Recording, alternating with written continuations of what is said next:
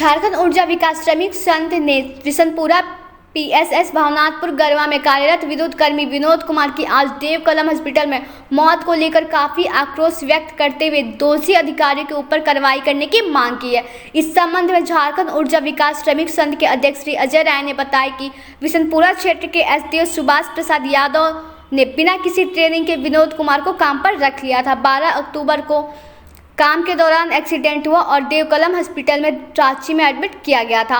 अब से कुछ देर पहले उसकी डेथ हो गई। इस संबंध में जब उनके परिजन भावनाथपुर थाना में एफआईआर दर्ज कराने गए तो इनका एफआईआर दर्ज नहीं किया गया।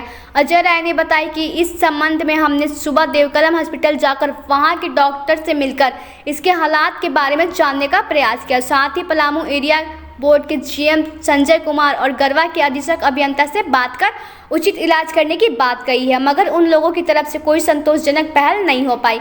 आखिरकार विनोद ने आखिरी सांस दोपहर 2 बजे के करीब ली। इसके डेथ के बाद हमने कई बार पलामू जीएम और गरवा एससी को फोन किया, मगर वह फोन नहीं उठा रहे। विनोद के छोटे भाई शैलेश कुमार ने श्रमिक संघ को जानकारी दी कि पिछले 10 दिन पहले एसडीओ सुभाष प्रसाद यादव ने 150,000 कर प्रति आवेदक से उक्त रकम लेकर लगभग 10 लड़कों को उस सीएसएस में रखा था और बिना किसी ट्रेनिंग कराए ही उनसे काम लेने लगा। इसी क्रम में यह दुर्घटना 12 अक्टूबर को हुई। दुर्घटना के बाद विनोद कुमार ने इलाज को लेकर जो सहयोग होना चाहिए था वह कहीं दूर दूर तक नहीं हुआ। उल्टा एसडीओ परिजनों का फोन उठाना भी बंद कर दिया। अजय राय ने बताया कि देव कलम हॉस्पिटल का इलाज का खर्च पाने के कारण बॉडी को पोस्टमार्टम के लिए नहीं भेजा जा सका। उन्होंने इस संबंध में झारखंड ऊर्जा विकास निगम के सीएमडी श्री अविनाश कुमार को व्हाट्सएप मैसेज के तहत सारी जानकारी उपलब्ध करा दी है। अजय राय ने कहा कि जो भी दोषी है इसके खिलाफ एफआईआर दर्ज होनी चाहिए और पीड़ित परिवार के किसी एक व्यक्ति को नौकरी और मुआवजा दिलाए बिना श्रमिक संघ चुपचाप नहीं बैठेगी। कुमार पेशेंट के भाई हैं हम बड़ा। इसका ज्वाइनिंग एडीओ साहब से बात हुआ है। उसके बाद पैसा के लिए बात हुआ है तो 1.5 लाख रुपए दिए हैं। 1.5 लाख देने के बाद उसके बाद ज्वाइनिंग हुआ है। ज्वाइनिंग का कागज नहीं मिला हुआ है, मुझे बोला गया है। उसके बाद काम के लिए बैठाया गया है, काम कर रहा था। काम करने के बाद एनसीसी कंपनी के भी आदमी सुपरवाइजर भीम सिंह नाम के थे इंजीनियर साहब, वो काम करा रहे थे खड़ा होकर नीचे। कहाँ पे ज्वाइनिंग हुआ था? ज्वाइनिंग हुआ है सरांग बिशनपुरा थाना, मतलब गढ़वा? हाँ गढ़वा नगर उटारी के बाद। फिर क्या हुआ उसके बाद? एसडीओ कौन थे? एडीओ सुभाष प्रसाद यादव। ये पैसा ही दिए थे? हाँ, ये लेके ज्वाइन करवाए थे जी। अच्छा, फिर क्या हुआ? उसके बाद काम करने गया। उसके बाद काम करने के बावजूद घटना घटा।